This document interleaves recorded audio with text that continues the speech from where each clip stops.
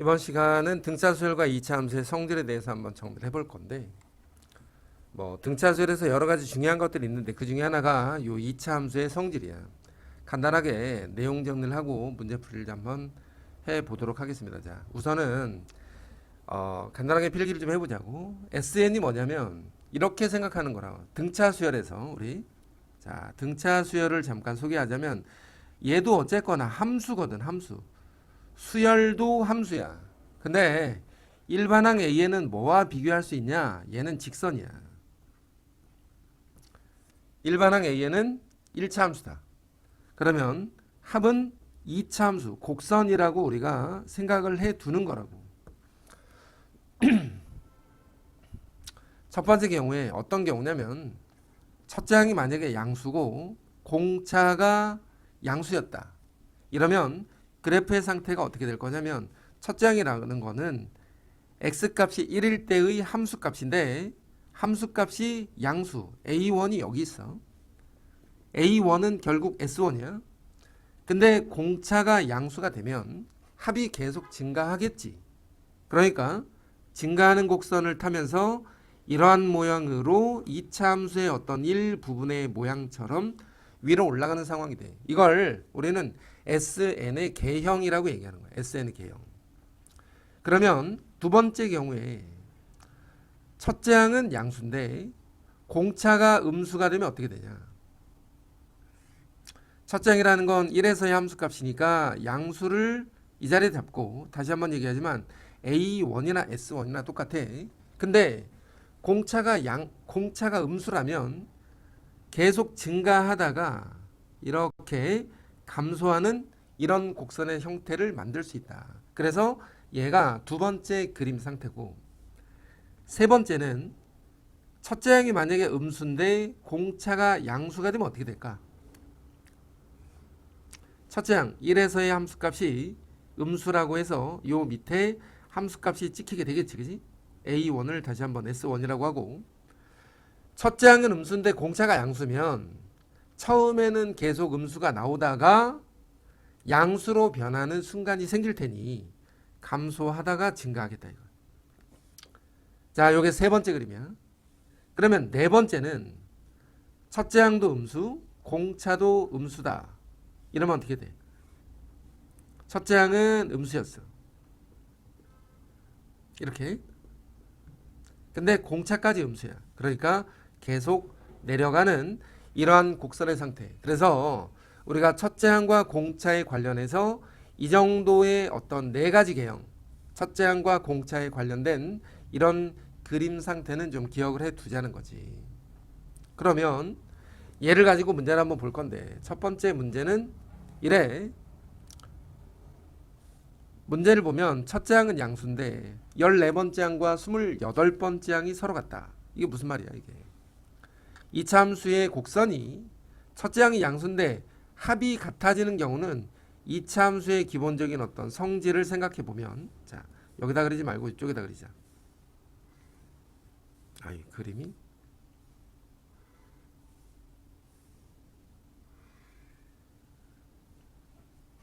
자, 이러한 2차 함수의 어떤 모양을 가지게 될 거고, 이 자리가 현재 첫째 항일 건데 문제는 14번째 x가 14일 때의 이 함수값 s14랑 동일한 높이를 갖는 s28이 존재하게 된다 이 말이야. 이 말은 이런 뜻으로 우리가 생각하면 돼. 무슨 말이냐면 14번째 함수로 치자면 f14는 f28이다 이렇게 말하는 거야. 다시 말하면 14와 28의 합의 절반, 42의 절반, 21이 대칭축이 되는 거고, 이 자리가 뭐가 되는 거야? 이 자리가 최대값이 되는 거지. 최대값.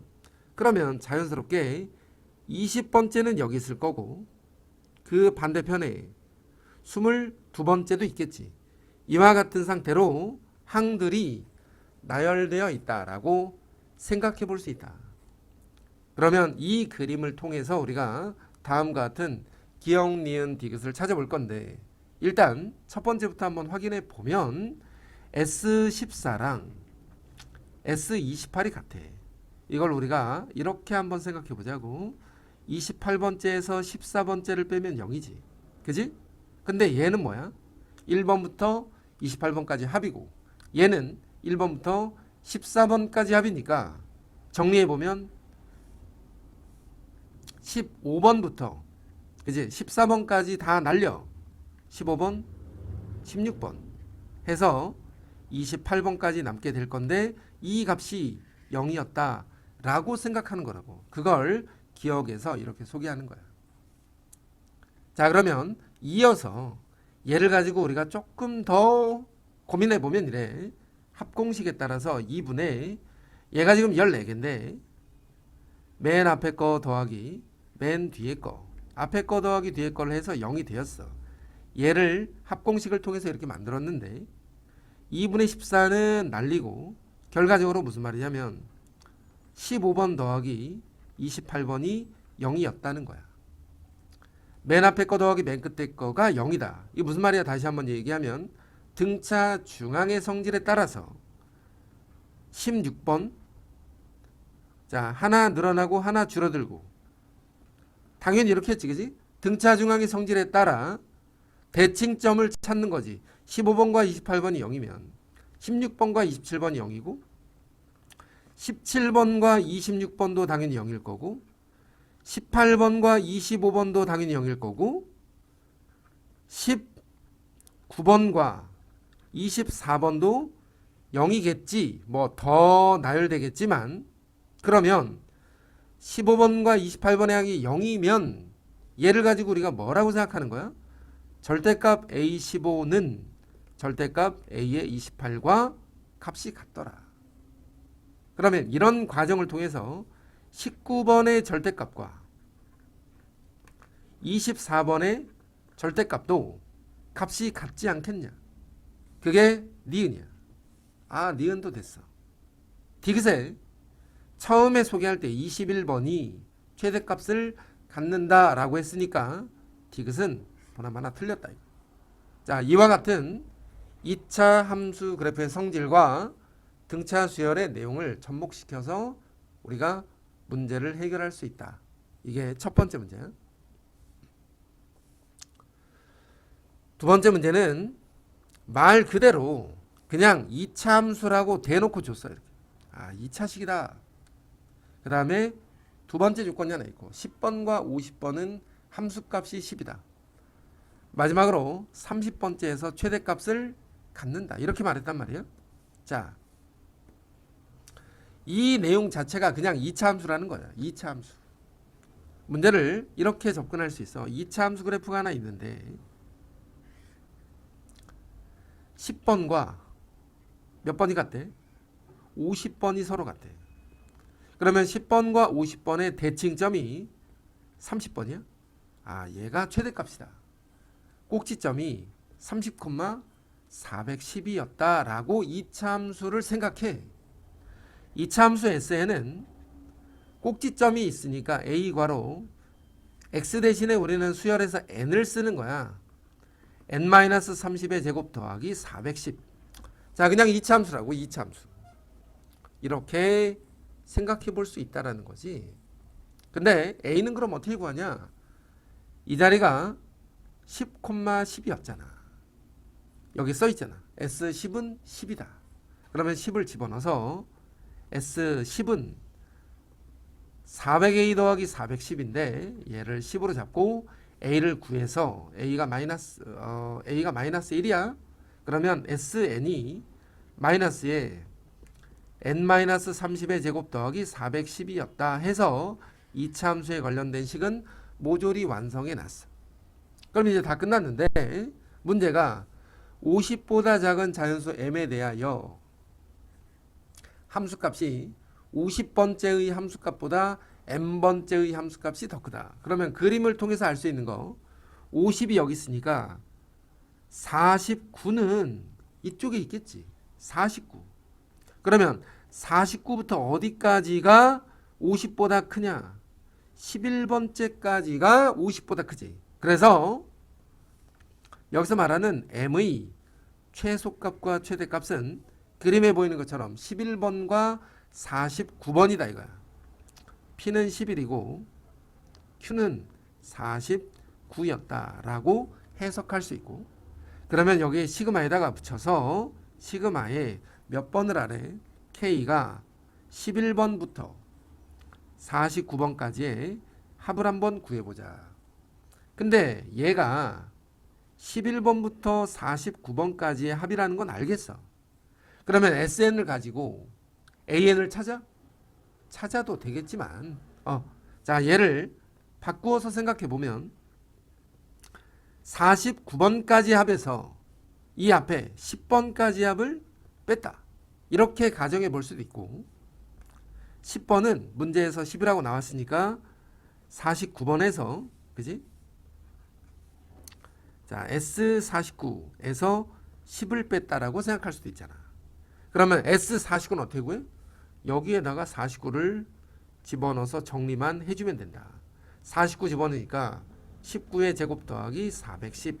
얘는 S49인데 S49에서 10을 뺀 값을 보기 중에서 답을 찾아라, 이렇게 돼 있다고.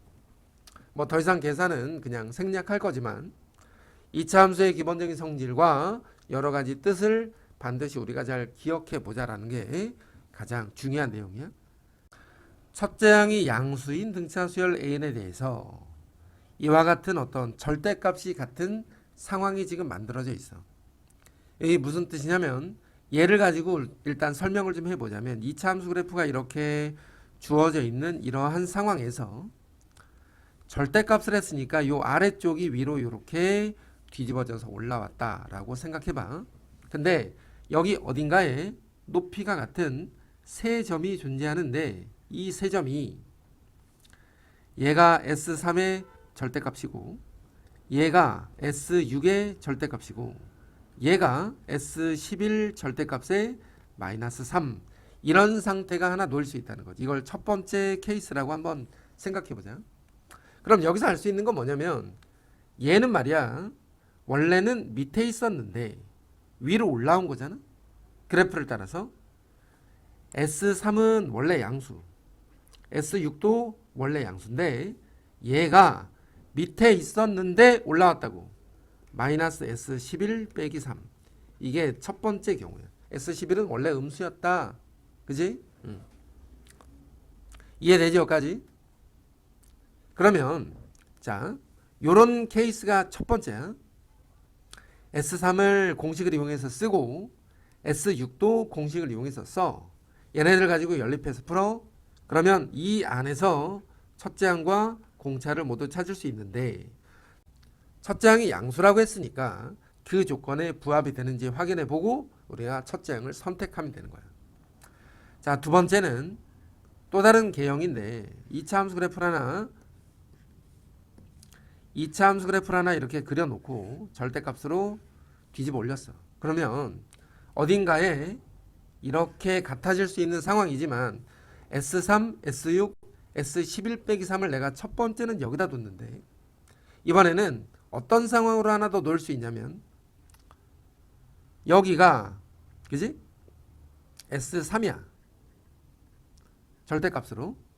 근데 S6이 사실은 여기가 아니라 여기였을 수도 있잖아. 이렇게, 그지? 그러면 S11 빼기 3도 마찬가지야. 원래는 이 자리가 S11의 절대값인 거지. 근데 얘가 세 칸 내려와서 얘랑 같아지는 상황이 생긴 거야. 이거를 두 번째 경우라고 가정할 수 있어. 그러니까 이 자리가 S11의 절대값의 마이너스 3이 되었다, 이렇게 생각할 수 있다고. 원래 S11의 절대값은 여긴데 3만큼 밑으로 내려서, 그지? 이렇게 얘랑 같아질 수 있기 때문에 두 번째는 S3은 양수, S6도 음수인데 S11도 음수여서 이런 상태로 놓을 수 있다. 이게 두 번째 경우야. 조금 어려워. 조금 어렵다고. 그러면 S3이 음수였을 수 있냐? 그러긴 어렵다 이거야. 왜냐면 S3과 S6이 둘 다 음수면서 같을 순 없어. 그러니까 이 경우에 첫째 항과 공차를 찾고, 이 경우에 첫째 항과 공차를 찾아서 여기서 말하는 첫째 항의 합을 구해주겠다. 이게 두 번째 경우야. 이 문제풀이는 내가 다른 모의고사 정리하면서 풀이를 올려놨어.